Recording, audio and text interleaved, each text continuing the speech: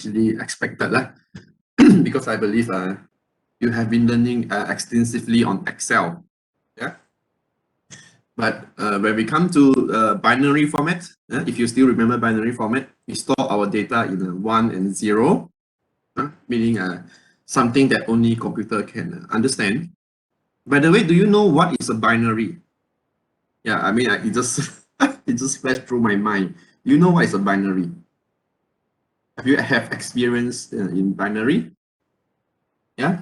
So we can okay, just a very quick sidetrack. So you know what is binary, right? So you know that when you write something, you can convert it into binary code. Yeah, because something just yeah. Let's make a detour a bit. Okay, let's look at this one. Text to binary converter. Okay, so let's say we write something in Notepad, right? If we write something in Notepad, let's say MMS 3012. Okay, MSDA example. We write something like this to computer. The computer don't really read things like this, right? But it read 0100 010011 oh not 11, sorry, 01001101, something like that. It store all this information in format like this. Yeah. So but in ASCII file we can straight away read it. Yeah. But in binary format, the data is stored in this format, not this format. Okay, not the text format. All right. So for our physical sciences, depending on what field you are looking at, if you work with a lot with satellite data, especially the data from NASA satellite, yeah, the data usually stored in a format known as HDF, right? And meteorological data usually stored in GRB. Okay, so NetCDF is like in between. Okay, but NetCDF it gained popularity along the time. As the time passed by, it gained popularity. So NetCDF is kind of like a standard format, or a standard format that I mean a standard format that you should understand when you want to deal with data of physical sciences data. Yeah. So when you want to do something on physical science, depending on oceanography, meteorological, you cannot escape from NetCDF. Okay. So since you already have some idea on NetCDF, especially in satellite oceanography classes, and of course those who participate in my class previously, you have been working with NetCDF using Panoply and these climate data operators. But at that time, because it's Amali, I don't really talk a lot on what is NetCDF. Okay, so this is the topic today is like trying to bridge up this gap to introduce to you what NetCDF data is. So I hope in the future, let's say you need to handle physical data. Does not matter you want to work as a biologist, you want to work as an ecologist. Yeah, should you need physical data, example wind, temperature, ocean current, etc. Yeah, so when you search online, right, you will find a lot of this type of data set, but the data is stored in NetCDF. Okay, so my hope for you in this tutorial or in this class as well, that you will be comfortable in using NetCDF just like you are comfortable in using Excel. Okay, so without further ado, we shall start our class. I will do a recording. Press the button. Okay, recorder. Okay, so good morning. Welcome to lecture number 11. So today we're going to talk about NetCDF data in Earth physical sciences. Okay, I wrote Earth physical sciences here because I does not want to limit the data to just oceanography or even atmospheric. Okay, so it's Earth physical sciences. Okay, the data format that we use in this field of study lah. So we call it Earth physical sciences, including oceanography and meteorology. Yeah. So what is actually NetCDF? Yeah, so this is just a very trivial thing, but good to know. All right, not really important, but good to know, especially let's say you want to download this NetCDF library, meaning you want to enable your computer to be able to read NetCDF, you will need to install software from the developer. Okay, so NetCDF is developed by this Unidata, all right, University Corporation of for Atmospheric Research, or we call it UCAR. All right, this is in US. If I remember correctly, they have a very they have a like a red brick building or something, yeah, which they are very proud of. Yeah? You can Google and have a look, UCAR, NCAR, UCAR. So sometimes they accept people who want to work there. So in the future, let's say if you have chance, if the opportunity, you can try to apply, let's say, to work there. Yeah? Let's say as a visiting researcher or something. Yeah? So UCAR. So those people, they develop this NetCDF. Okay, NetCDF.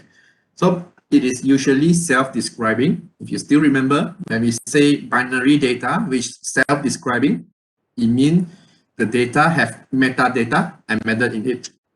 Okay, so you have a metadata embedded in it. So metadata is a small piece of data that explains your whole data.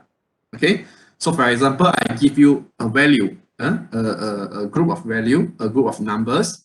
So if I don't tell you anything, if I don't provide you with the metadata, so you don't know what these numbers are, right? So it might be anything. It might be sea surface temperature. It might be wind. It might be pressure. You don't know, all right?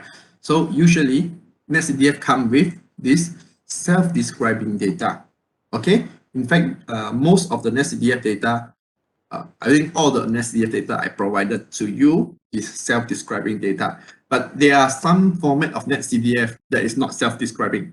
Yeah, there are some cases, yeah, but not often you come across data like this. So usually they are self-describing. So you should not have any issue working with them and understanding what the data is about. And it's machine independent. So when we say machine independent, it means that, let's say if I created the NetCDF data on my computer, yeah, and I pass it to you, yeah, you are using on a Mac computer, a Linux computer, or even any computer, yeah, you can read it like what I did. I mean, you can read it as it is, as what I have created. Okay, so the same, let's say you create the NetCDF data on your computer, you pass it to me. So when I open it, it will be just the same. Okay, so that's what it means machine independent, yeah? So, and just like every binary data, right? So you need a specialized software to work with NetCDF. Okay, so among these common software, the first one, Climate Data Operators, CDO, which is actually a very useful data that you have been using it last semester, right? So it's just like a calculator for NetCDF. This is developed by Max Planck Institute. So the second one is called GRADS, Grid Analysis Display System. So this software usually we use to plot NetCDF data. So this is the software that I've been using. If let's say I plotted some maps, I show you, right, as an example. So I use this software, right? It's like sometimes I can pick up somebody if they steal my figure, because I use this GRADS software. So the reason I didn't introduce this GRADS to you, even though I have been using it, is because this software need to do a little bit coding. Yeah, so I think you might not like it that much. So I didn't teach you GRADS. But should you want to do a project under me, yes, you have to know GRADS because it is very useful. Yeah, you can just like if you know a bit coding, you can straight away plot many figures from this NetCDF data. You can plot even like 1,000 figures in one go. Okay. So the third one is MATLAB. Yeah, so MATLAB is I would say, a very common programming, I would say, software. A very common software in use everywhere lah. Yeah, especially for oceanography. Yeah, in fact, you can get a MATLAB license for free because UMT subscribe to this MATLAB license. So if you are interested in getting MATLAB, you just head over to the MATLAB website, yeah, mathworks.com. Okay, you register an account using your UMT email, the ocean.umt.edu email. Yeah, so you register it with you register an account. So they will provide you license. Okay, so after you install the installer, you download the installer, you install the MATLAB. So during the activation step, it will ask you to log in, right? So you just log in with your UMT email. So by doing that, you can get original license, I would say license MATLAB, which lasts for like 1 year lah. So this is MATLAB lah. If you like to use MATLAB, I have been using MATLAB. And the fourth tools that commonly people use is R. Yeah, I think you heard of it. If you are not very expert in it, you heard of it. R. Yeah. So or you call it R Studio. Yeah. But actually, the real thing, the real software that actually works NetCDF is R, not R Studio. Yeah. So R is developed by this CRAN, C-R-A-N, and R Studio is developed by third party. Okay. So R is just the original R. If you have opened it before, it's just a command prompt. So it might not be friendly to like beginners.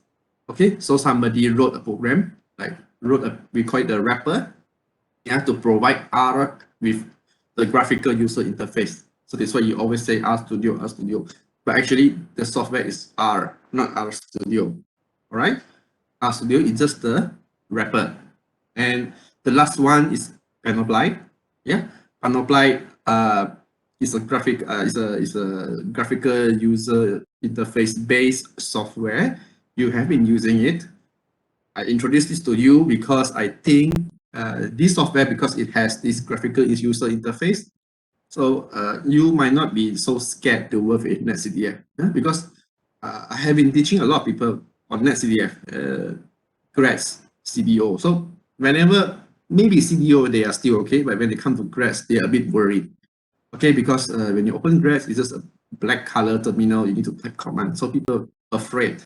Yeah, but actually it's not. It's just very easy.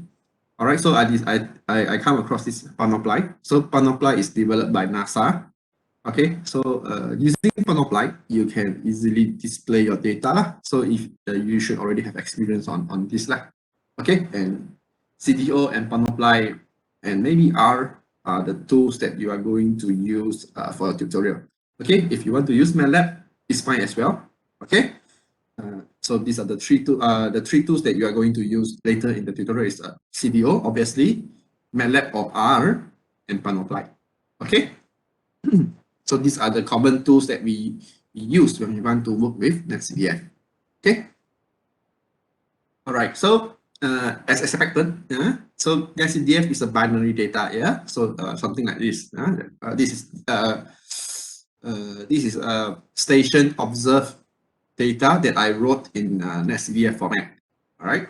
So let's say you don't know what format this is .nc, right? If you have a file for a data format that you don't know what it is, the first step is you can open it with text notepad. Yeah. So sometimes the data may be .abc, because the extension behind it has no meaning. Okay. You can basically name your file with any extension. Okay. But it is important for Windows. Let's say you name your file as .jpg. So when Windows look at that file, it knows that it is a picture. All right. But you can just name it anything. Yeah. Let's say my profile picture .abc. You can name it like that. Okay. Of course, Windows cannot open it. But if you tell Windows what software to use to open the data, Windows can open it. All right. So remember, file extension is not that important, but it is useful to tell us what type of data or what type of file it is. All right, so let's say you are beginners. I provide you with NetCDF data and you didn't follow the class. So what you can do is you open this NetCDF file with a notepad. Okay, here I use a Notepad++. Yeah, a free software. I like it. I like to use it a lot because it's much more convenient than the normal notepad. Yeah, so you can straight away open your data file. Okay, so if you get rubbish like this, garbage like this, okay, something that you cannot read, you know that it is binary data. Okay, of course, some you can see, you still can see like ambient temperature or something.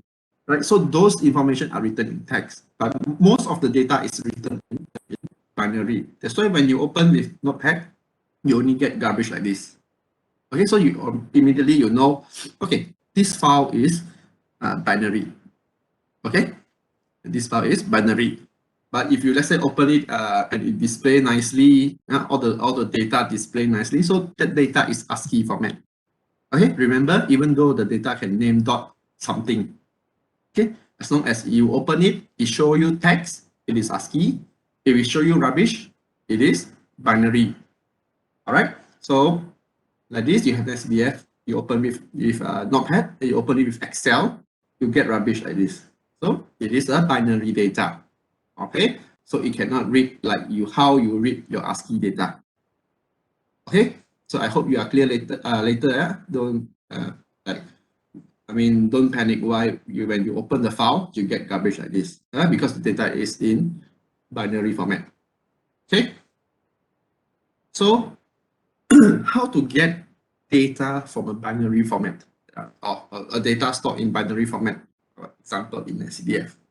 Yeah, so I like to analogy I like to analog this NetCDF data to like a seal box with hidden treasure. Or for example, your parcel. You bought something from Shopee, right? So they send you your product. Okay, but they don't, let's say you buy what you usually buy in Shopee. Let's say you buy okay, anything. Let's say you buy a phone from Shopee, I don't know. You buy phone online, I don't know. So let's say you buy a phone online. So do they send you just the phone or they send you with the box? Right? So obviously they send you with the box. And outside of the box, they put some wrapper, right? They wrap it nicely with bubble wrap or everything. Okay? So when you want to get your phone, okay, that you bought online, right? So you have to remove the wrapper. You have to open up the boxes so only you can get your phone. All right. So NetCDF data is just the same thing. Okay. So the value or the observed value is stored inside this sealed box or binary format. So with treasure is the thing that we want. So it's the information we want to extract. So when we want to extract the content, we have to remove the wrapper. You use a scissor, you use a piece of knife to cut open the box seal. Okay, so you can think it like the scissor is a tool, right? I don't think you use your hand to peel off the seal, right? I mean, if you use your hand to peel off the seal, your hand is the tool, right? So you use a tool, So tool is a software to open the box seal, so the binary data. Okay, so you use a software to read this binary data. Okay, so this is how you can visualize the workflow when you work with binary data. Okay, so this is some analogy you can put in your mind. Okay, so what are some useful tools to work with NetCDF? So what are some useful knife, scissors to cut open the box? Right. So of course, Panoply, you are very familiar with this one. Okay, you can download this or NC View for people who use Linux. Linux, I don't know Linux, but usually we just go for Panoply. So not really. I don't really want to go into detail things like this because we have covered this Panoply, but I include also how to use this Panoply. By the way, you can now download the new version of Panoply. I contacted the developer, so he told me how to install a new Panoply. So of course, Java 8, if you still use the old version, the version I provided in last semester, but if you follow the link in Oceania I posted, so install this Java 10, or 11. Okay, the link is also in Oceania. I didn't upload the software, so because I want you to know how to download the software, the software needed. So you can download Java 10, you install it, and you download Panoply. So again, Panoply you don't have to install. Okay, you only install Java 10. Okay, so these are some steps. You just go through by yourself, yeah? So just a refreshment in case you don't remember. So of course, first, when you launch the Panoply, okay, it show you like this. Then you select the data that you want to work with. Yeah, like this one. Then you open it, then it show you the metadata of that CDF. Yeah, so you know how to read. Do you know how to read this? I think you know how to read this. You should know how to read this metadata. So like this one, you have a UA 850 hecto 850, so it's an eastward wind. So you have time. So these are information that show you the metadata that describe this SDF data. Okay. So of course, then you select the variable you want to plot, you create a figure, you get things like this. Then you adjust it so you can get figure like this. Yeah. So I hope you still remember. But I think the tutorial I don't really ask you to plot map like this. I don't think you need power plot. Yeah. But don't know. Up to you to decide. Okay. So after you import the data, so you can of course click at the array, so you can get the data in a ASCII format. Okay, so you can export your data in .csv in case unfortunately you still dare not work with MathsDF. Okay, but you need to complete your tutorial. You have no choice, so you can use this method. Export to CSV. Select the variable you want. Right click, export to CSV. Okay. Don't forget, yeah. All right. So more advanced tools, climate data operators, CDO. Yeah, of course there are other tools listed here. In fact, even QGIS. Yeah, if you realize, I actually also included QGIS installation link. I mean, link to download this QGIS in Oceania as well, in case you prefer to use GIS to plot your figure. Okay, I think you also learn about QGIS in I think Mr. Ilham's class. So, so let's look at what CDO is. Okay. All right. So climate data operators is developed by this Max Planck Institute for Meteorology. It's German, Germany, German. So it's an open source and free software. Meaning you don't have to. When we say open source, right? It's just like when you write the coding for this software is actually open for everyone to check. Okay, so everyone can just read. Okay, how they create this software. So it's what it means by open source, and it's free, and we don't have to pay any money when we use the software. Okay, and it included many operators. So operators just like on your calculator, plus, minus, multiply, divide, something like that. Okay, and usually very small. Yeah, you already experienced the file is maybe just a few, I say less than 100 megabyte or something. Yeah, and it have more than 700 operators lah. It's still growing. So these are some of the function you can use to work with NetCDF using CDO. Example, calculate statistics, calculate arithmetic. So statistic, if you still remember, mean, median, maximum, minimum. Yeah, arithmetic, plus, minus, multiply, divide. Yeah, arithmetic, statistic. And of course, you can do data selection, meaning select the year that what you want, select the month that you want, do a subsampling, or even do a spatial interpolation. Okay, so these are a few common usage we can use with. I mean, we can use CDO to do it lah. Okay, so but not necessarily you have to limit yourself to CDO. Okay, so remember the software that I introduced here are just a suggestion for you. Okay, use whatever software that you like. Okay, and of course, remember CDO, it does not have GUI and does not have this graphical user interface, but terminal and command prompt. Okay, so I always like to think CDO as like a calculator. Okay, like a calculator for this NetCDF. Okay, so the screen of your calculator is like a computer screen. Okay, so the keyboard of your computer is just like the keyboard, the number board. Moment, let me silence my phone. Sorry, I forgot. Okay, so the number pad, sorry, the keyboard is just like the number pad on your calculator. Okay, so you of course you key in your input. Okay, you do the operator, then you press equal to get your output. Okay, so the same thing for NetCDF lah. Sorry, for CDO lah. Okay, so using how to use CDO, to do things like this. So yeah, why so weird? I think I missed out the start the arrangement. It's okay, just think it like a calculator. So so we want to use CDO to do calculation from NetCDF. What are the steps that we should use? Let me choose. So the first, of course, you read the information sticker, all right? So information sticker here, you can think it as the metadata of your data. All right, so when you receive a parcel from someone, first you check if the parcel belongs to you, yeah, or it might send to other people. Right? Is it from the correct seller to the correct, are you the correct receiver, something like that.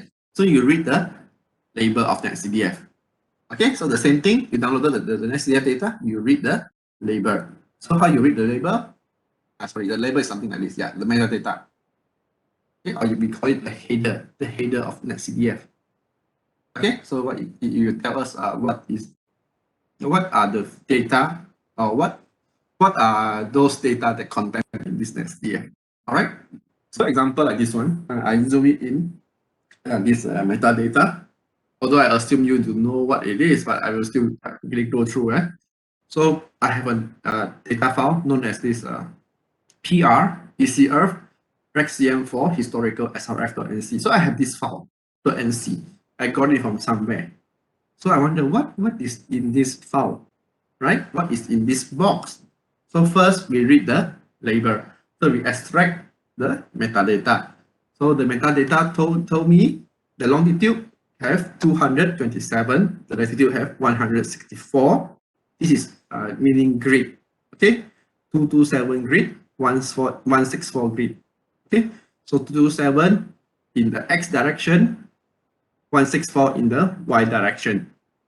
Okay, then we have 672 times that. Okay, in the data file, 672 times that. All right, so let's look at the variables. Yeah, so the variable, when we look into it, we have PR. What is PR? PR is precipitation flux. So the long name is total precipitation flux. And what is the unit of the data? So it's kilogram per meter square per second. Yeah, so this is the unit for our rainfall. All right. So these are some missing values. This does not really matters. Okay. And some other like longitude. So longitude is degree east, latitude is degree north, and the time is since like this. This is the unit. So how many hours have passed since 1950 January 1st, 12 p.m. Yeah.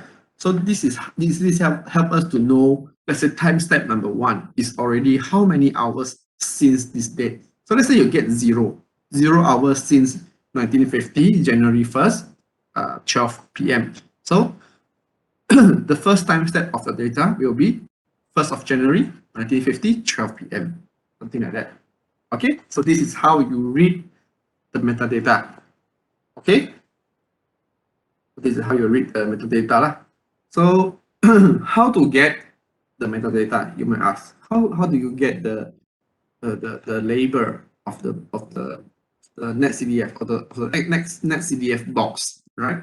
So there are a few ways. Yeah, of course, the most direct way is we get the NetCDF library from this Unidata EUCAR website. Okay, so library here is a computer term. Basically, it means a small software with instruction telling the computer how to read NetCDF.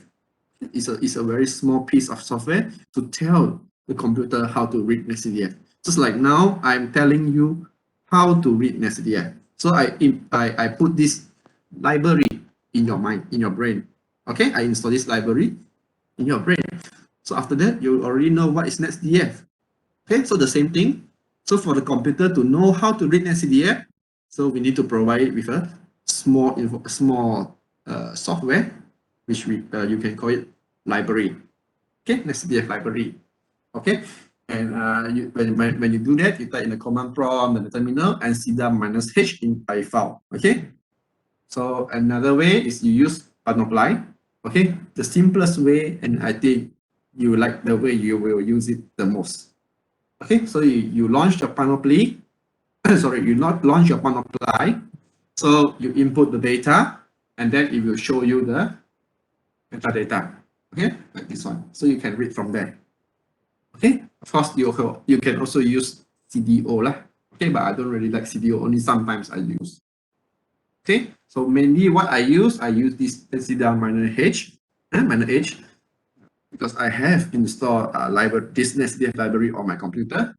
Okay, so for you who have not, and if you don't like a lot of typing command, you use panoply. Okay, just load the data and it will show you. Okay, just that simple, yeah. And of course, okay, so I explained here in detail. Let's say you get the metadata, how you should read. So I just skip this one because I already mentioned it just now, yeah. And how to use CDO. So of course, to use CDO, there is only one rule of thumb. You read the user guide, okay, which you can download from here. You read the user guide, okay, because there are so many operators, even I myself cannot remember all. And there are more than 700, I think close to 1,000 operators. Yeah, there's not easy way to remember everything.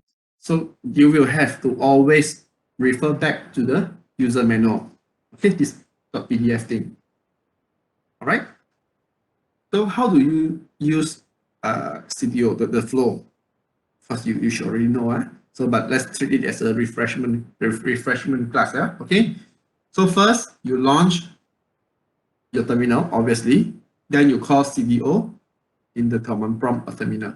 So when you call CDO, you type CDO, right? So it's just like you're pressing power on the calculator. Okay. Then you have to determine what you want to do. Let's say your task is to calculate the temporal mean. So you look in the user manual, you look for temporal mean. Okay.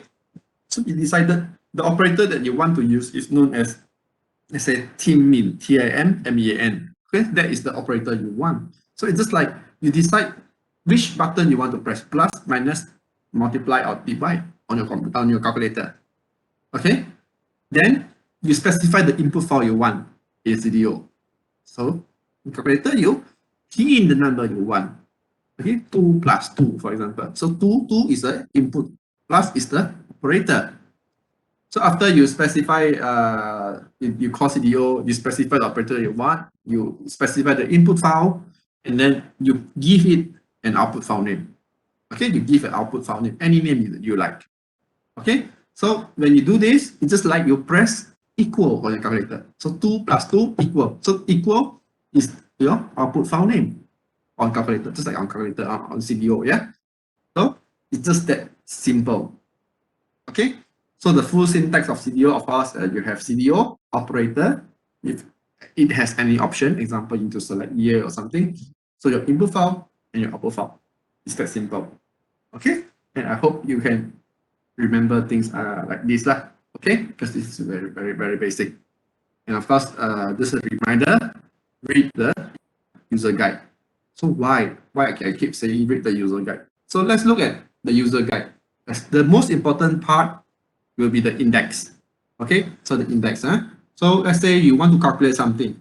Okay? You want to calculate, let's say, arithmetic. So you look where in the user guide show arithmetic. So you see, okay, 2.7 arithmetic. So what type of arithmetic do you want to calculate? You want to calculate, let's say, multi-year monthly arithmetic. So you look at multi-year monthly arithmetic or multi-year seasonal arithmetic. You saw it, right? Go to page 81. So you click this button, you go to page 81. So it will tell you if you want to do this certain calculation, what you should do. Okay, so I think I will do a quick demo for you. Let me find my user manual here. Okay, this is the use. You can see this, right? So this is the user guide. You can see it, right? Can you? Yes, doctor. Okay, good. Because I worry the sharing does not appear. Okay, so you open this user guide, right? Let's say we want to calculate arithmetic. It's arithmetic, so 2.7. Okay, so we want to calculate multi-year monthly arithmetic. monthly sum, right? Monthly something, monthly. Okay, so you just click this one, page 80, right? So you can type here 80, but you just click it. So it straight away jump to this page. I mean, it become 81. But yeah, so you see multi-year, seasonal, by seasonal. Sorry, yeah, I picked the wrong one. So multi-year, monthly, arithmetic. Okay, so you can do calculation like this. So these are the operators.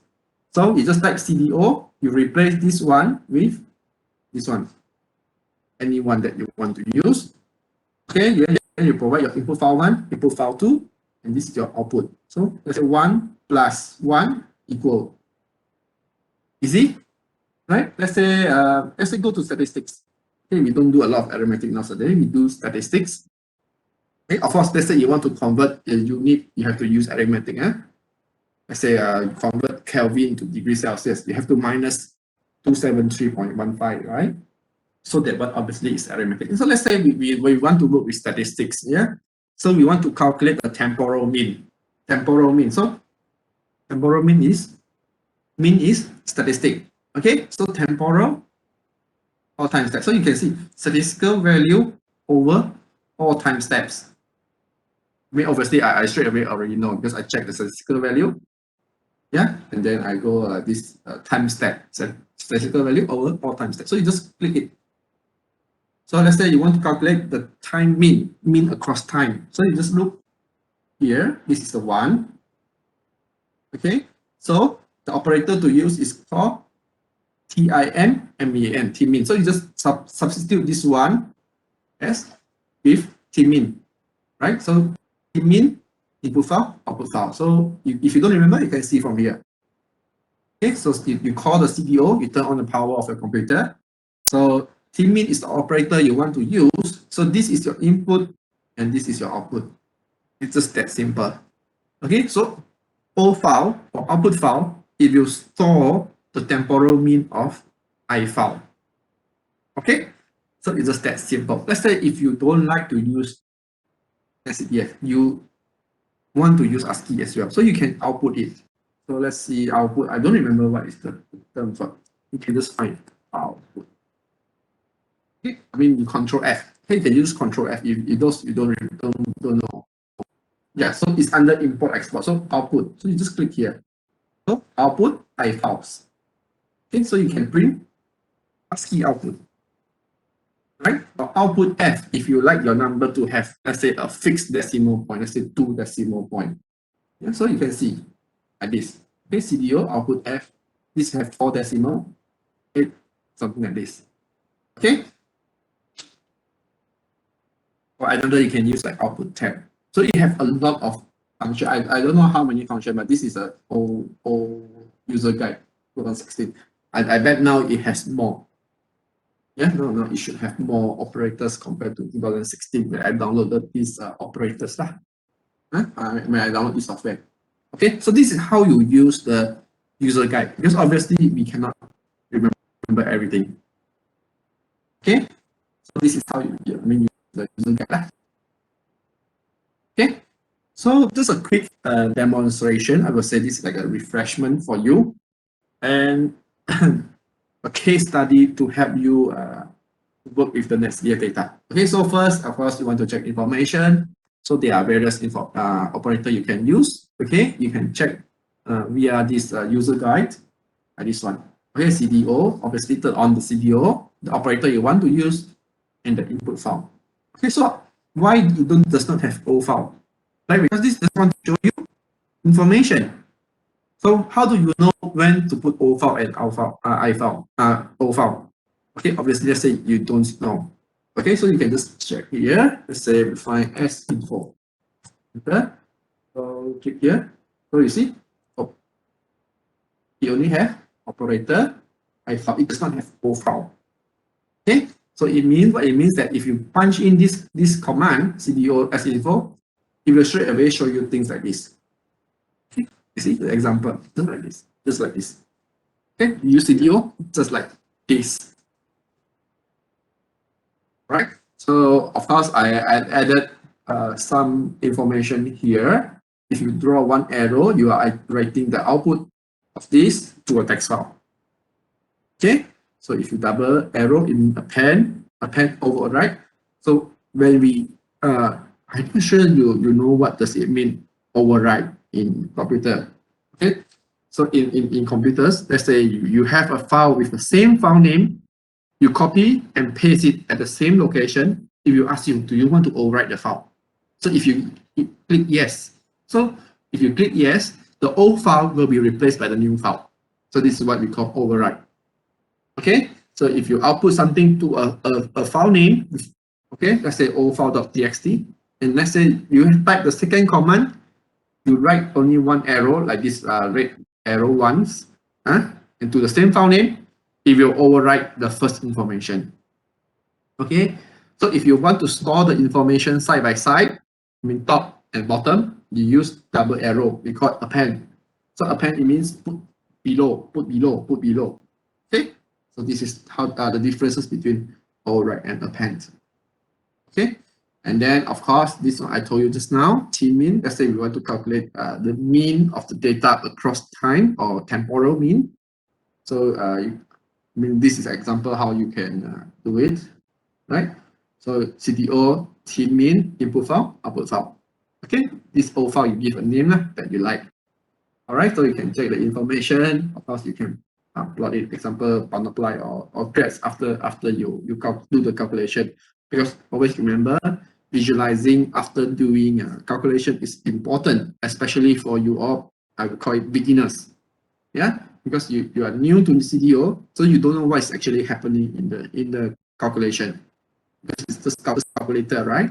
So what you can do is after every step of calculation, you plot the figure out to check your calculation. Okay, so this is how I learned when I was in my when I was doing my master time. Okay, because I was late being introduced to this CDO. During my degree time, I used a lot of MATLAB. So when I was first introduced to this CDO, I'm not that familiar with it. So I don't know what is actually happening. So what I did is do calculation, plot it out, do calculation, plot it out. Then we see what is actually happening in this software. All right, so you do the calculation, you can plot it out with multiply of grades. Obviously for you, you use grades, yeah? And then of course, you select the time period you want. Example, let's say if I told you, okay, when is the El Niños happening? Right, okay, you tell me El Nino happened, let's say 1997, 2015, 2019. So example, so you want to select, so the instruction is select those rainfall data that falls in this year, right? So obviously you want to select the year. So you want to select the year, you use cell year. Obviously you can check with the user guide, select year, so cell year. Okay, so of course this is how you type, and the file the format have to be like this. Year, month, day, then T is a time, double H is hour, minute, second. Okay, so this is the format that it accepts. All right, let's say if you want to select rainfall data on 21st June, 10th of June 2021. So you type 2021 minus 06 minus 10. Okay, let's say at 10 o'clock. So T, so you write T 10 colon 00 colon 00 because 10 o'clock, 10 a.m. 0 minute 0 second. So this is how you select the date. Okay, I mean how you read this format. So when I write y, so 2021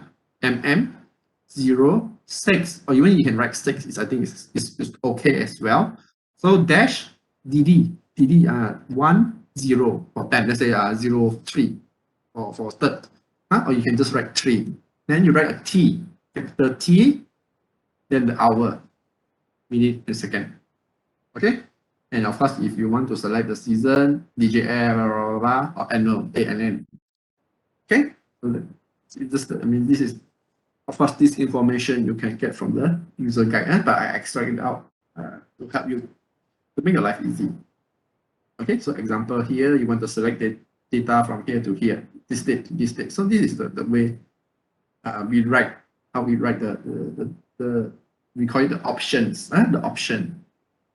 Okay, And then number 4, let's say we want to select an area. Okay, of course, if you are aware, our tutorial today, we are trying to calculate Nino 3.4 index for this El Nino. So we have to use the sea surface temperature over a fixed area. So how do we select that area out of our data? Yeah, so please be reminded that the data I give you in Oceania is actually global sea surface temperature. Okay, because the task is for you to calculate this Nino 3.4. So you need to crop out the region that covers Nino 3.4. So how you do that? How you crop that area out? So, of course, the operator to use is cell non-net box or cell index box. But obviously here we use cell non-net box. Then you provide the long 1, long 2, let 1, let 2. Long 1, long 2, let 1, let 2. You can terbalik also can. Let 2, let 1, does not matter. All right? And you use, let's say if you have, if the value passed the 0, at the let's say your latitude is on this southern hemisphere, so you put a negative. Okay, so you put a negative. So if let's say the longitude is more than this 180, it should be equal to latitude negative. Okay, because CDO understand. I think I think not necessarily. You also can understand this. Yeah, it does not matter. Yeah, you just key in the longitude. Yeah, I just remember it does not matter. Yeah. So because if you are aware, our coordinate system for longitude, there are 2 different types. One is 0 to 360, another is negative 100 to 180. Negative 180 to 180. So there are 2 different formats of longitude. Right? Two different ways to write this longitude. Okay, so but for CDO, it does not matter. Okay, you can take any format that you specify. Okay, so you just key in the longitude. Longitude 1, longitude 2, latitude 1, latitude 2 of the, we call it the bounding box, boundary or bounding, right, to bound the area. Okay, so this is how you select the data lah. So I think, of course, this is for those who are, still scared of NetCDF. You want to save it into ASCII, or sometimes you want to not necessarily say scared of NetCDF. Let's say they want to convert the data as an input for another software which don't read NetCDF. So this is how you can do. You can use output tab. Sorry, this should be output F. Forgot the F here. So output tab, output F, the example. You can some of the example you can use when you want to output the data into ASCII format. Okay, so of course you see output tab. I want the name, that, date, long, let, value. So this is like output. So you just write CDO output tab, comma, name, that, date, long, let, value, I file, and then you write it up to O file. Okay, just that simple. All right. So I think, no more. Our class actually reached here, but I provided some supplementary information which can be useful for you in the future or now. Okay, so first, obviously, installing NetCDF library. So for now, you don't really need to do that, but I don't know, in the future, you might need to use it. So these are the steps how to set up NetCDF library in computer, Windows, Linux. Yeah. So these are extra information. So in the future, let's say you require to do that, you can refer this supplementary information 1. Okay, if you require to do that. Okay, and you don't know how to do that, how to install NetCDF on your computer. So this is the information you can refer. Okay, so I'm not going to go through this one. This is very technical. And of course, installing climate data operators, you should already know. For Windows, you can just straight away download, extract, and use it. Yeah, by putting the CDO together with your data file. Okay, or you can do something like this so that your CDO you don't have to put together with your data file. Okay, so these are suggestion. At least I did it with Windows 8, but I think more or less the same. The step is more or less the same. You go to control panel, system, advanced system, environment variable, you add, edit, or you add. So you just tell the window where you put your CDO. So for my example, I put my CDO in C CDO. Okay, so I put my CDO here. So I just tell the computer, okay, now you can look into this folder to look for CDO. Okay, so this is if you want to do it, you can do it. If you don't want, you scared you might damage your computer, you just put the CDO.exe and the pthread.dll together, together with your data file. Okay, or of course the problem with CDO for Windows, you cannot read more than 2 GB. Of course, there are some other new version. I don't want to go into detail because this complicates your task. All right, and for Linux, how you install CDO from Linux computer. Yeah, skip this one. And supplementary 3, this maybe you need to use it to refresh your mind how to use command prompt. Okay, so although we talked about this previously, so this is how we navigate using command prompt on Windows. Okay, so you just go through this step. Sorry, although I use this methodology class, I mean I just copy paste. But this is how you do navigation. Okay, so first you launch command prompt, you copy the location that you want. Yeah, so and then you just type something like this. Yeah, first you launch it. Yeah, I mean you just read it. Give it a read. Okay, and extra information. This is let's say you want to write, we call it the operator chaining. Let's say you need to do a few steps of CDO calculation, but you don't want to type so many times. You want to, let's say in one line, type one time, you get the result. This is how you do it. Okay, we call it operator chaining, but I don't recommend you do it now because unless you are very familiar with CDO, okay, this you can just go through the extra information. And of course, the most important or the most useful function for CDO is you can do programming. Yeah, so you can use you can write program to use CDO to process the data. For example, let's say you have a lot of NetCDF data, you need to go through a few hundred of NetCDF data. So obviously you cannot type 100 times the command, right? You have to write something, let's say a program. Okay, so it will run the CDO 1000 times for you. Okay, so these are a few examples, let's say Windows, Linux, or even on MATLAB. Okay, how you can write the loop. Okay, we call it the looping for using CDO to do the calculation. In fact, R you can use it the same way as well. I didn't include here, but R you can do it because R also have this thing called system, and then you just key in the command. Okay, like how you should write in a loop. Okay, so I think this does not concern you that much for now, not at least not for the tutorial I plan this time.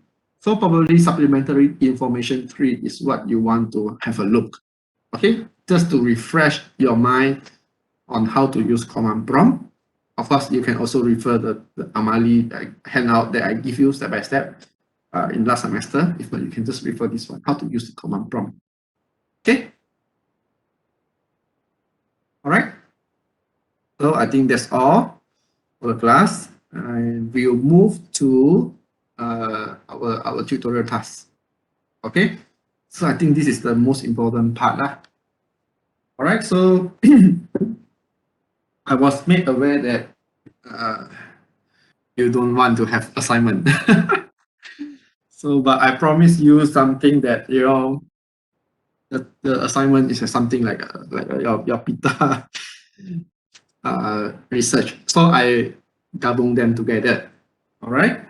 So for our tutorial 4, of course, we look into climate indices. Of course, you might ask why, like Dr. Jenny show you like the various statistical things that done in, let's say, chemistry, biology, and geology. But I don't want to show you, or I don't want to talk about statistical method because our class is data analysis. You should learn this in statistical classes. Okay, and of course, there are so many statistical tests we can use. Yeah, so I don't want like, okay, I introduce you to this statistical method. So next time you always will just use the same statistical method. You don't care anything else. So I want to avoid that. Okay, so instead of showing you the statistical we should use, so I give you a case study. Okay, So we want to explore the relationship between annual rainfall in Kuala Terengganu and this El Nino Southern Oscillation. And so, okay, of course, the approach we use is linear correlation. Of course, you might ask, a linear correlation is a statistical test, yeah, but this is just a case study. Of course, if you do a full research, you cannot just use linear correlation to say that, okay, the rainfall is related to Enso. Yeah, so there are many more tests you need to do. So, but linear correlation, please think it as a case study. Okay, I don't want, because I don't want to like fix you to any statistical approach. Linear correlation is just an example. Okay, so let's say when you do your PITA, yeah, everything you use linear correlation. I don't want you to do that. All right, because this is just an example. Yeah. Okay. Let me close this first. Okay, let's go through tutorial 4. Of course, complete the task given and submit a group report. Okay, so you can write everything in Word and you save it in a PDF and submit to Oceania. So I don't have Excel file for you to fill. Okay, so but you can answer. The report should be based on the question asked. Okay, the question asked or the task given to you in this tutorial. Yeah. So introduction, just very briefly, you can read through. So when we describe and monitor the state of climate system, so you often use a tool, a diagnostic tool we call climate indices. Yeah, climate index. Okay, so might become darker. So we want to see, we want to use climate indexes to help us to understand how related is the annual rainfall, year-to-year rainfall or yearly rainfall in Kuala Terengganu is to this fluctuation of El Nino. Of course, I think you should already know very well El Nino. What is El Nino? Like La Nina, La Nina, El Nino. El Nino is a dry phase over our region, but La Nina is a wet phase of Enso in our region. Yeah. So El Nino usually it will cause dryness in our region, but La Nina will cause actually not La Nina not necessarily cause more rainfall to our region. Yeah, but El Nino, yes, it will cause dry. Yeah, of course, if you read some articles, La Nina, when La Nina occurs, it does not mean that we will have heavy rainfall. In fact, moderate La Nina is the one that gives us more rainfall, not the strong La Nina. For some, we don't talk about that. So the focus here is we want to know, yeah, if the occurrence of Enso will impact the annual rainfall over Kuala Terengganu. So this is the question we want to ask. Okay, so when we want to ask this question, so the approach that we use is we compare the annual rainfall in this location compared to this Enso Nino 3.4 index. Do you know what is Nino 3.4 index? Do you know what is that? Do you have any idea what is Nino 3.4 index? Anyone? Okay, so you know, right? You know what is Nino 3.4 index, right? Okay, so just make my life easy, so I'm not going to talk about that. So you know what is Nino 3.4. All right, so we want to compare things like this, yeah? So what to do in this tutorial? Yeah, first, of course, you state the hypothesis. Obviously, this is the analysis class. So you state the hypothesis. So what is the null hypothesis? What is the alternative hypothesis? So you just write it down. Okay, and then the second one,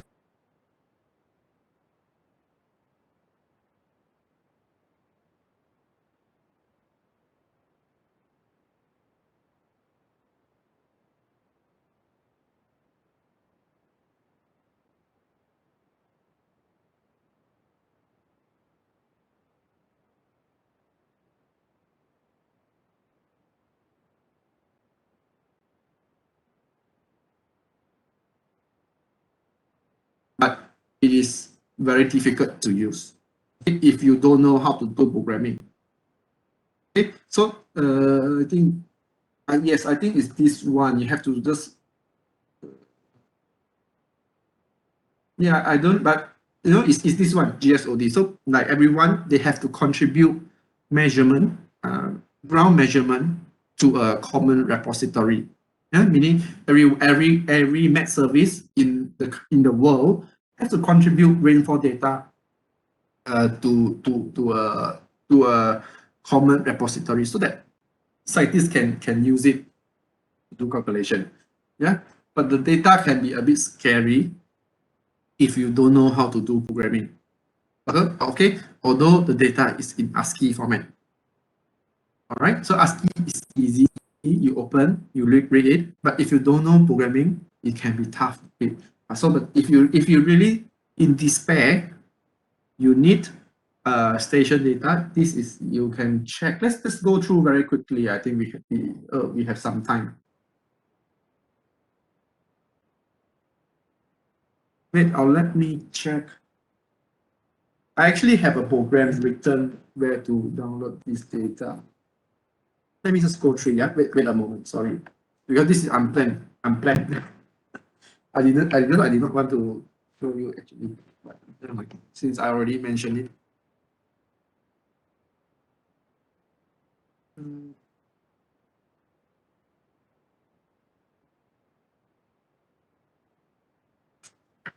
It has a specific website that you can find.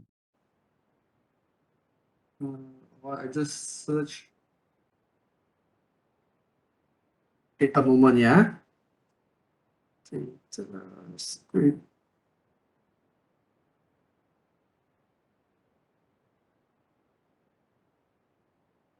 Yeah, so this is the program I wrote. So this is the website. Sorry, this is the website I think.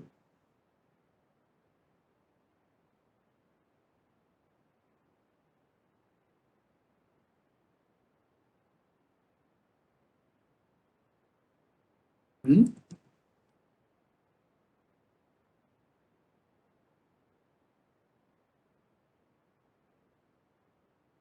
open.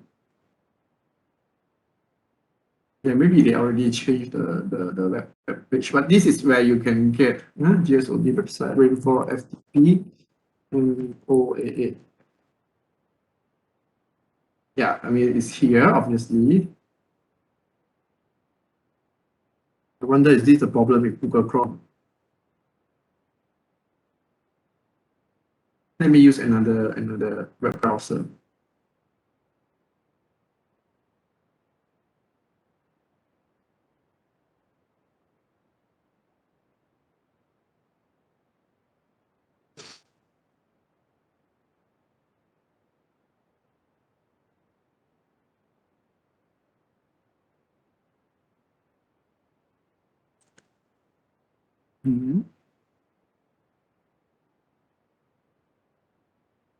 Yeah, I'm not sure why, but in the past it's just easy. Maybe they already changed the web page so that we cannot easily download it. But let's just go through, let's say, example Malaysia, or maybe Kuala Terengganu. Because we have a weather station in Kuala Terengganu, or I don't know, it's called airport or something.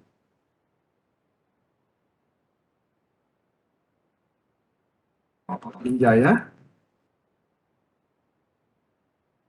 Yeah, okay, we have Petaling Jaya. So you just click it. So you have the data here. So it's in .csv. So you can just download it. Okay, so we have CSV here. And easily you can just double click to open it. Okay, so these are the station data that observed in this EJ. All right, so you can look at here. This is different date. Okay, let's say you want to look for rainfall, temperature. This is in Fahrenheit, so you need to convert it to degrees Celsius. I mean, I know because I already read the metadata. Yeah.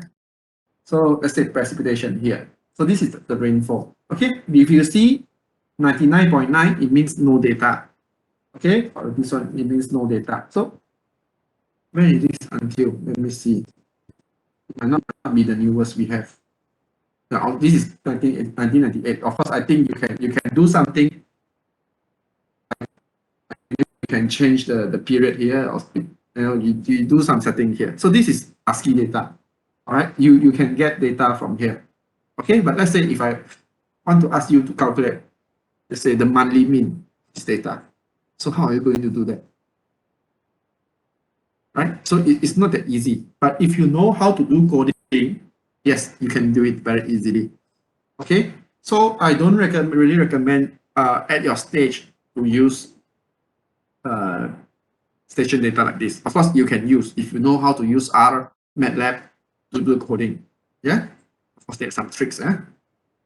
So of course, you can ask your code to read the month. So find all the May, calculate the mean. Find all the June, calculate the mean. Okay, but not that easy. Okay, not as easy as using CTO. Okay, so let's forget about this station data. But this is where you can get this one. Okay, maybe I post in the chat. Yeah, so please copy it. So if you don't, this FTP don't need. Okay, just search like this. Let me paste in the chat. So those who need the data, you can copy it. You search in your Google, maybe you can do like a bookmark. Okay, so this is where you can get rainfall data, but I cannot guarantee the quality. Of course, there are still some units you need to like change. All right, so let's forget about this station data. So if let's say we don't have station data, right? We can use graded data. Let's say we have station data over Kuala Terengganu measuring rainfall. What about rainfall in UMT? We don't have station on that. Okay, so how are we going to get rainfall for UMT? Right. So in this case, we need to use graded data. Okay, graded data is just like satellite observed rainfall. Okay, so satellite observed rainfall. So when satellite move, it takes pictures of the ground. Okay, so by using the picture, it can know where this location have how much rainfall.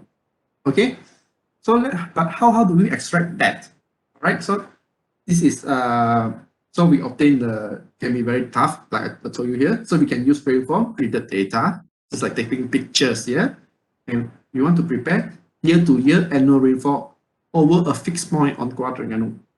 Okay, so after prepare the data, we have to visualize the data. So you should know why, because I will tell you to inspect our data. So to inspect that our data does not have problem. Yeah. So who knows, suddenly you get a rainfall value with negative. So obviously we don't want that. Rainfall cannot be negative. If you don't have rain, it will be zero. If you have negative, it means the rainfall go upward. It's not possible. Okay. So all right. So we prepare the rainfall data over using a graded data. Okay. So you have to visualize it, plot it, and then inspect our data. And number 3, we have to prepare our own Nino 3.4 index. Of course, you can tell me why don't we just use the one available? Of course, we are students. You are student. We are academician. So we should try to prepare. We should know how to prepare our own index. Okay. So instead of using what available, so you will use the global graded data that I provide to you on this sea surface temperature. Create our own Nino 3.4 index. Okay, so after prepare our index, actually it should be annual. So we plot it out. We plot a bar chart because somebody told me they don't know how to differentiate bar chart and histogram. Okay, so here you are going to plot a bar chart, not histogram. Okay, so very easy. When the bar chart is the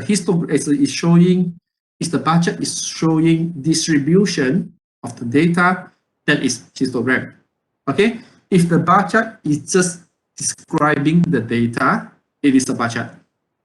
Okay, it is a bar chart. So here we plot our Nino 3.4 index for every year. Let's say yearly. It should be yearly. After prepare, it should be. I forgot to put here. Calculate the yearly mean. But don't worry, at the bottom have that. So after that, we prepare our own Nino 3.4 index. We calculate the yearly mean of this Nino 3.4 index. Okay, then we visualize it in a bar chart. So this bar chart is a graph, bar graph. Okay, what it did, it tells us, let's say in 1990, how large is the sea surface anomaly over region Nino 3.4? Or how large is the or how negative, how large the negative, yeah, I mean it's weird, but how large, yeah, I mean just okay how large is the negative of the Nino 3.4 SST anomaly? Okay, because this it just inform us. Okay, if your bar chart inform you something, okay, it is bar chart. Okay, but if your bar chart describe distribution, then it is histogram. Okay, and when you plot histogram, usually the bar combine together. Okay, combine together, and you can draw a curve. We call it is it frequency polygon? Huh? Because in the past I learned this mathematics in Malay. We call it polygon kegerapan. So I think it's a frequency polygon. Huh? If the term is wrong, please forgive me. I think it's frequency polygon. So you draw the bar, so you can draw a line. Okay. So in meteorology, we usually draw the line. We do not draw the bar. Okay. So very quickly, I can show you some example of my work. Histogram, but I draw the polygon line instead of the bar. Okay, like this one. So figures. Okay, so this is very small. How to zoom this one? Yeah, this one. Okay, so this is actually histogram. Okay, so you have a many bar here. So I did not show the bar. I draw the polygon of the line. Okay, so you can see. So most of the time the rainfall is very low, right? So most of the time the rainfall is very low. Then you have a bit more high, or I say mid rainfall, because it's already high rainfall. Then very high rainfall also is very few cases of very low probability to happen. This rainfall over 90 mm per day. So this type of graph is histogram. Okay, but of course I plot it curve. I just plot the curve. If you plot the curve, this is called a probability density function. Okay, probability density function. You can draw this in the form of bar. Okay, and when you draw histogram, right? So you have to set something known as class width plus number. Yeah, so meaning let's say okay, let's say we try to plot the histogram of the weight of student in this MMS 3012. Okay, so we measure everyone's weight. So we want to know how the weight distribute among you all. Yeah, so do we have a lot of people underweight, a lot of people overweight, or a lot of people normal weight? Okay, but we don't do the classification. We just we just plot it out. Okay, so to draw the histogram, so we have to set a limit. Let's say okay, 30 to 39.9 kilogram, 40 to 49.9 kilogram, 50 to 59.9 kilogram, until let's say 200 to 200.9 kilogram. Okay, so this 40 to 40 to 40.9 kilogram, is it right? 49. Yeah, anything. So that is what we call the class size. Okay, so we do not really classify as lightweight, heavyweight, normal weight, obese. We do not do that, right? So we just want to see how well, what is the distribution of the weight. Okay, and if you adjust the class size, let's say from 40 to 40.9, you convert to, let's say 40 to 59.9. Okay, 60 to 79.9 example. Okay, so now you see the class width become larger, right? So the distribution, the curve will look very different. Okay, so just now you see the line graph that I plotted here. If not mistaken, it has 100 plus. Okay, 100 plus. So I have my rainfall, let's say 0 to 90 mm per day. So I split them into 100 plus. Okay, so Each class, it has a certain value. Okay, so this will give me a histogram, right? But let's say you can see this, too small, a moment, yeah. Okay, so this graph is a bar chart. It's a bar graph. Bar graph, right? Why? Because I already classified DJF, MAN, GGA, SON. I already classified. This class size cannot change, or even in fact, it is not class size. It's category. Okay, for DJF. So how much? This is skill score. How good the model perform. So for DJF, how good this green model perform? How good this blue model perform? So it's already fixed. So this is a bar chart. Okay, so you cannot draw a polygon here, obviously, because this DJF has no impact on this MAM. Okay, it has no. I mean, of course they are related. Of course, this is the same model, different season. But when you look at the graph, right, it does not have any meaning. Okay, because after this blue line, it does not continue to this blue line. This blue graph. Well, sorry, this blue bar. It does not continue. Okay, so we cannot draw this frequency polygon. Okay, so this is a bar chart. Can you understand? So can you visualize? So when we draw histogram, we decide the class size. Okay, we want to look at the distribution of the data. When we plot histogram, yeah, we want to look at the distribution. And when we want to plot a bar chart actually we categorize first our data, and we see in that category how much actually fell into that category. Or example here in my graph, so I categorize my based on different season, and I compare the performance. So you can see, okay, green, it performed like this, blue performed like this. Okay, so this green line you cannot draw the curve. Okay, of course you draw, but it has no meaning. Okay, it has no meaning. So this is bar chart. Yeah, but instead, if you draw something like this, yeah, you draw many bar. Okay, you can draw curve like this. Okay, so if you can draw curve like this shows the distribution of your data. Okay, so this is basically skewed to the right distribution. Okay, because obviously rainfall, most of the time we don't have rainfall. Okay, that's why the distribution is not normal and it's usually skewed to the right side. So if you can see the distribution from your bar chart, that is histogram. Okay, so we spent a lot of time describing this. So I hope you have a clear idea what is a bar chart. So, and a histogram. Just to make sure that you clear, so I included this. So after you calculate your Nino 3.4, you calculate the annual mean of that Nino 3.4 and you plot it out. Okay, so when you plot it out, basically you are classifying the index based on year, so that it will give you a bar chart. Okay, all right, I hope you can understand. So you will see sometimes there are bar going up, sometimes they have bar going down. Okay, and of course, lastly, we conduct a linear correlation test. Okay, so to do that, we compare our, this is step, this is step 2, and this is step 3.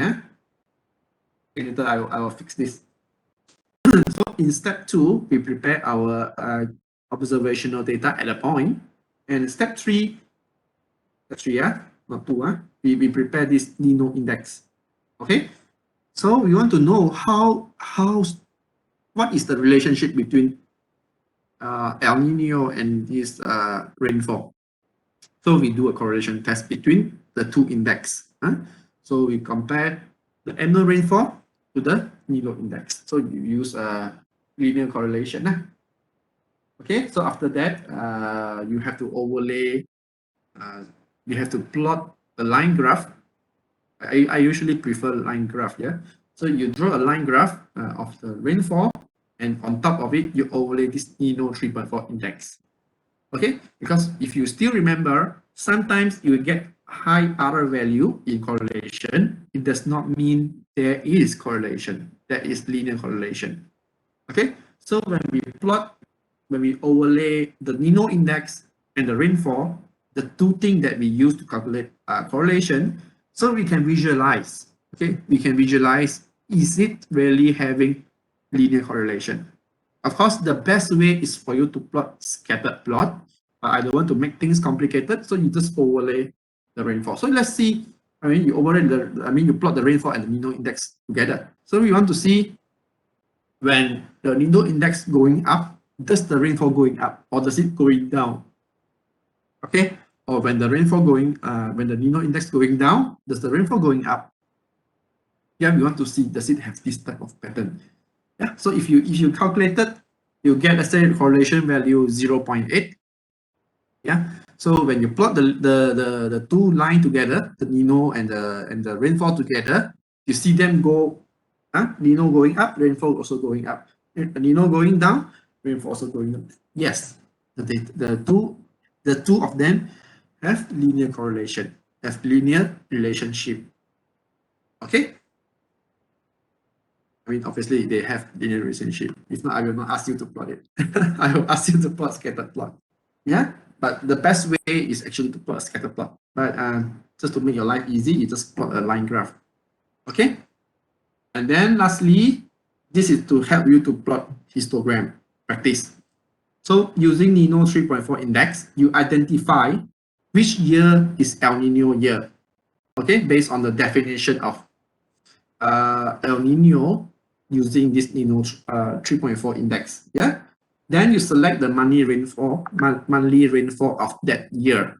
Okay, let's say 1998 or 1987 is the El Nino year. So you select the monthly data for that year.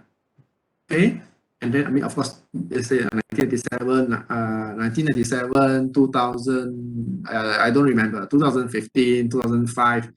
Okay, let's say this 3 years is El Nino. So you select the data for this year, this 3 year from monthly data, you plot the histogram and you see the distribution of the rainfall data.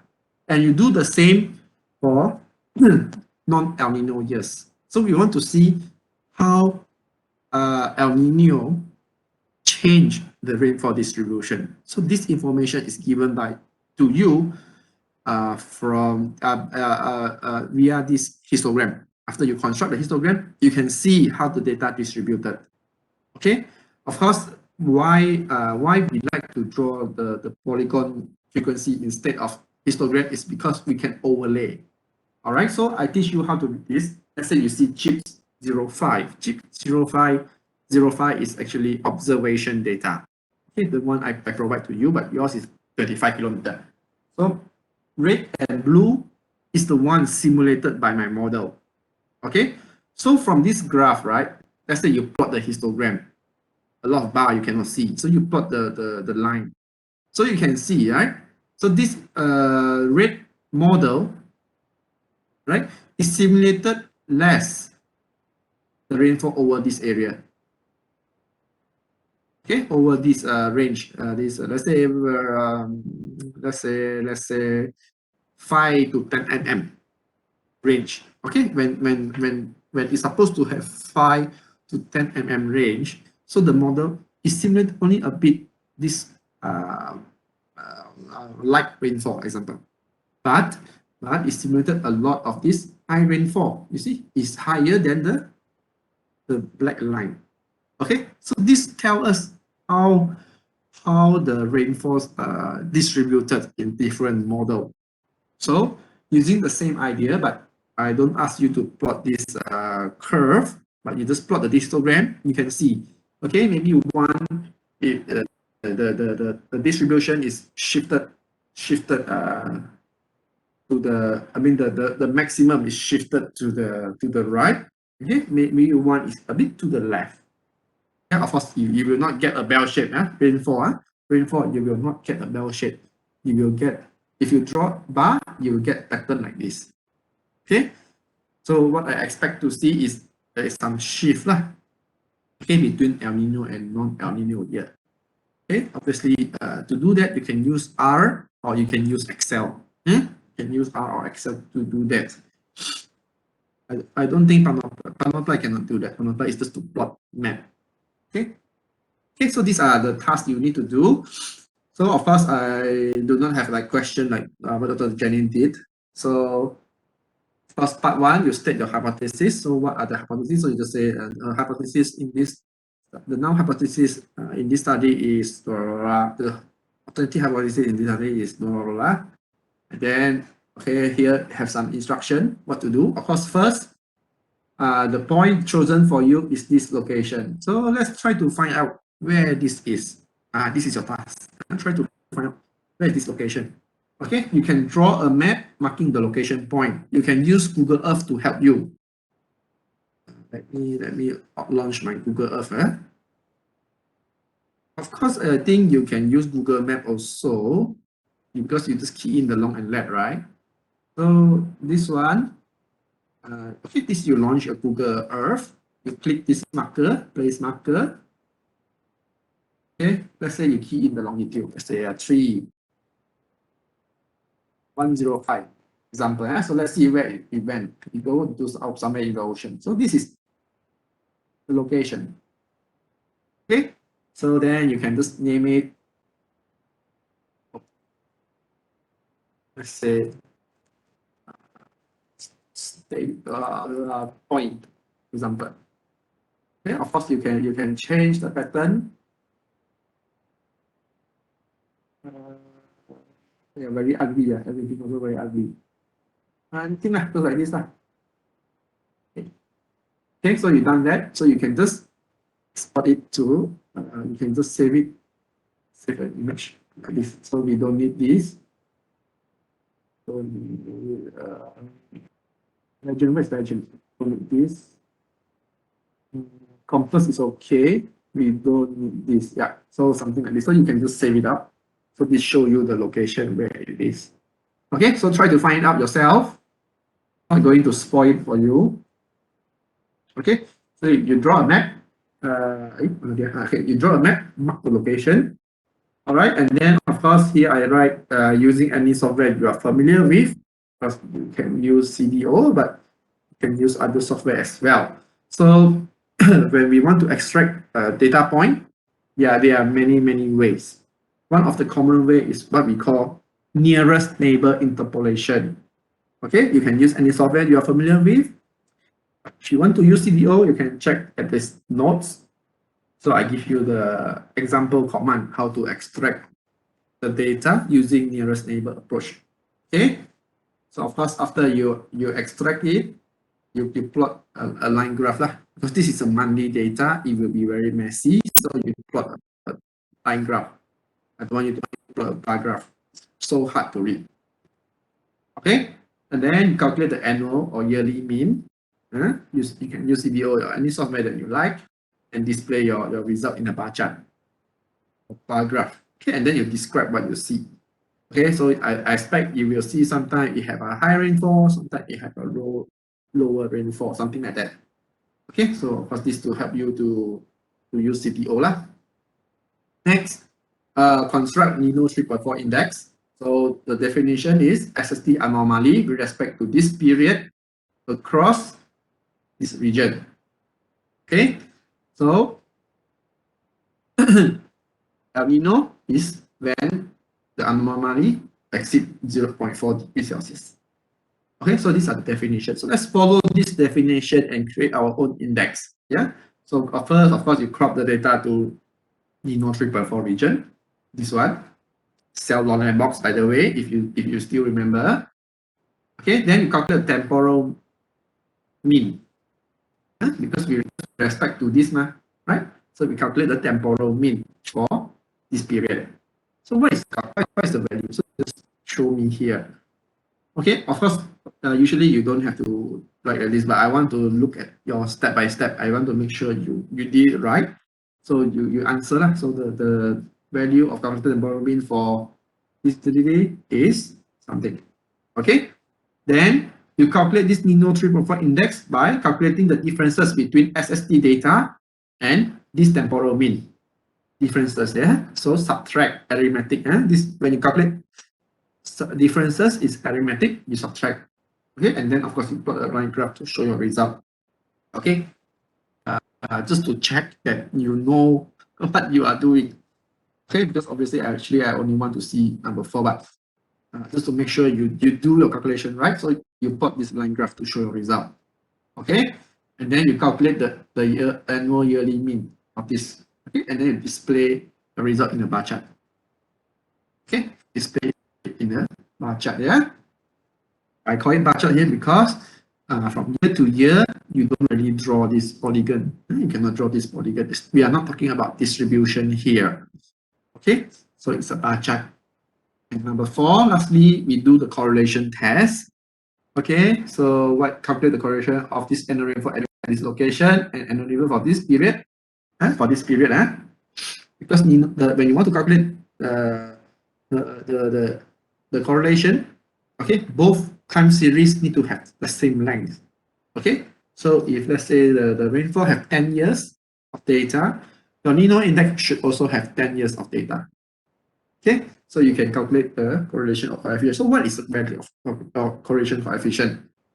Okay, a few software you can use, CDO you can use, and of course you use R or MATLAB. All of them are easily, it's easy to use. All of them are easy to use, not easy, sorry. So, and then, of course, you overlay them together. You plot the annual rainfall and the Nino index together. Okay, for this period, yeah. And then calculated the p-value. Okay, I hope you know what is p-value. So what is, after you calculate it, what is the p-value? And then you tell me which hypothesis should you accept or reject. Why? Are you confident? I mean, what is the confidence level when you do that? Let's say the H0 should be rejected. So what is the confidence level?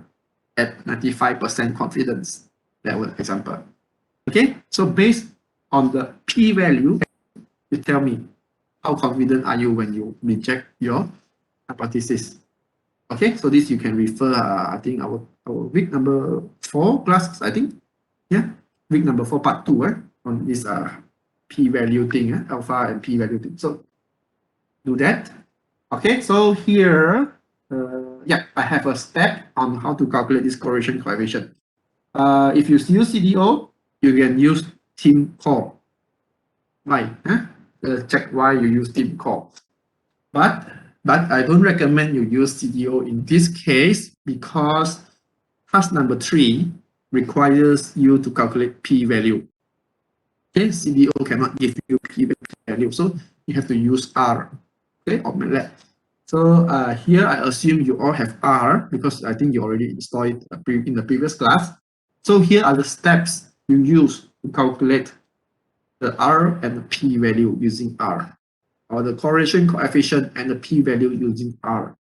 Okay, so these are the steps. First, you can convert the data into ASCII format, or if you know how to read NetCDF in ASCII, NetCDF in R, you can straight away skip this step and import your data into R and do the calculation.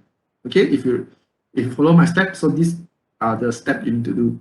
Okay, and then use this core.test function to do the calculation. For example, core.test Nino common range. So it will give you R and P value. Okay, so this is supposed to be very easy. Yeah, I already try it. You can done it this in like say half an hour. Maybe for you, I say 3 hours. You should already done this. Yeah. Okay. Lastly, usually here should be the end of our tutorial, but I think I added this to teach you the differences between histogram and bar chart. Okay. Yeah. Why I write like this? Sorry, this is wrong. Maybe when I wrote it, I have to fix this. Objective is actually want to help you to identify the usage of histogram. Yeah? So this is actually to help you to identify the usage of histogram. So of course you use the annual index you calculated. So you list now in a table. So what are the years El Nino occurs? Okay, let's say 1997, 2015, and what else? Okay, Then from the money data at this location that you extracted, so you select those that fell on El Nino years, say 1997, 2005 or something. So you select those years out and you construct a histogram. You should know how to construct a histogram, right? In Excel. Okay, so you extract those data, you output it into ASCII format, and then you paste into Excel and you draw the histogram. Okay, and then you do the same for those that are non-El Nino. Okay, you plot the histogram and you see, then you compare the histogram and you describe the differences between them. So how different is histogram for the data from El Nino year and non-El Nino year? Okay, so we want to look at the distribution. So when you plot the histogram, you have to make sure they have the same class limit and the same number of class. Okay, because remember, if the histogram have different classes, different class limit, different number of class, the distribution you plot or the histogram you plot can have very different pattern. Okay, so make sure the class or the bin or bin, the bin have to have the same size, okay, and same number of binary, the bin. Okay, so that we can see, then only we can compare, right? We can only we can compare the distribution example like this one. Okay, you see everyone has the same upper limit 0 to 10, 10 to 20, 20 to 30. So everyone has the same. Okay, and same number of bin or class. Okay, so if you imagine I only have 0 to 20, so it might be only one line like this. Huh? So rather than have a very nice curve, it may be just dash or something else. Okay, or it will become like squarey thing. I don't know. Okay, it becomes very ugly. So make sure they have a same number of class size, same number of classes. Okay, then you plot your histogram and you do the comparison. So you just describe what you see.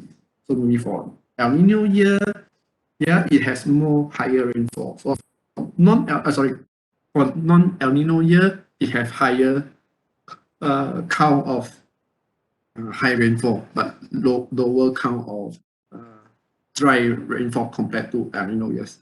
Yeah, so something like that. Okay, just write something like that, but write in a proper word. Okay. All right. So I think that's all for the task. Let me stop recording. Okay. Do you have any question you want to ask?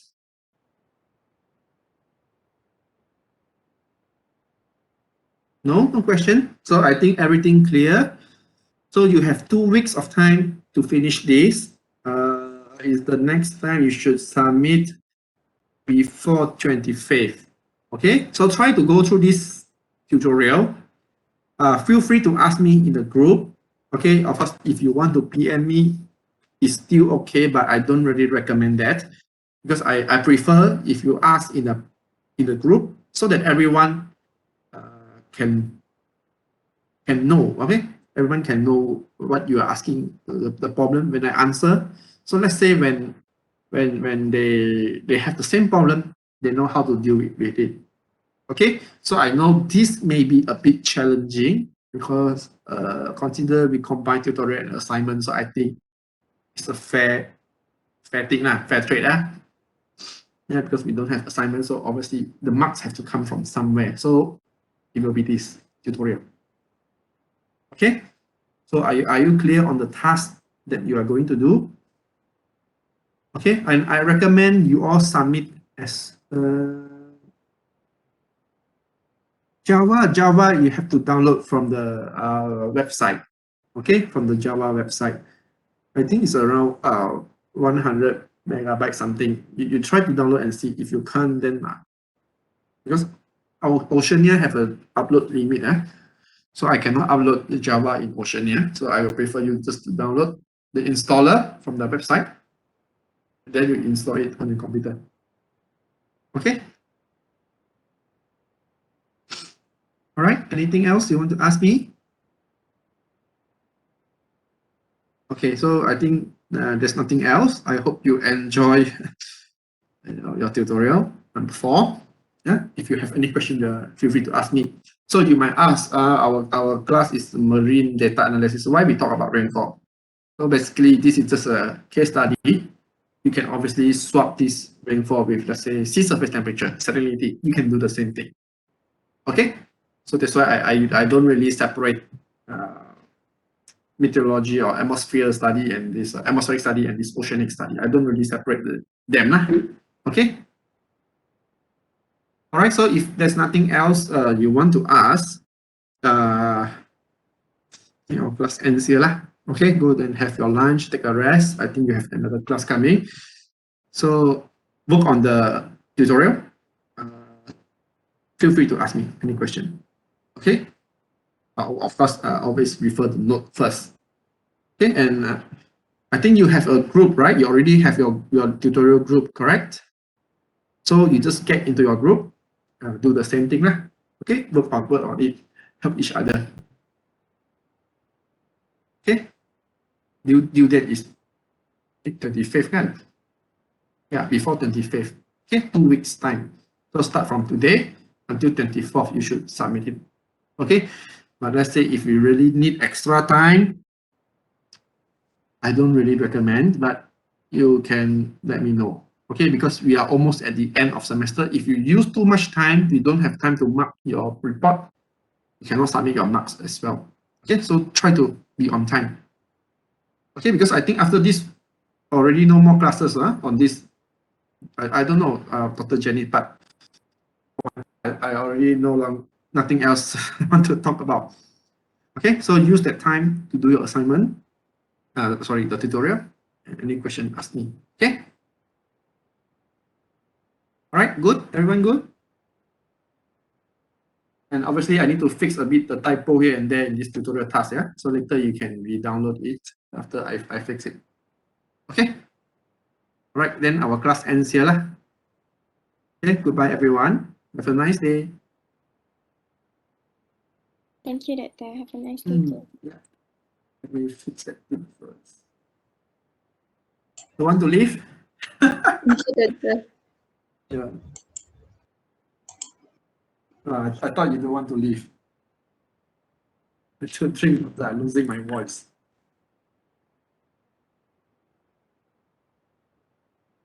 Okay. I will turn off for everyone, yeah? Bye-bye.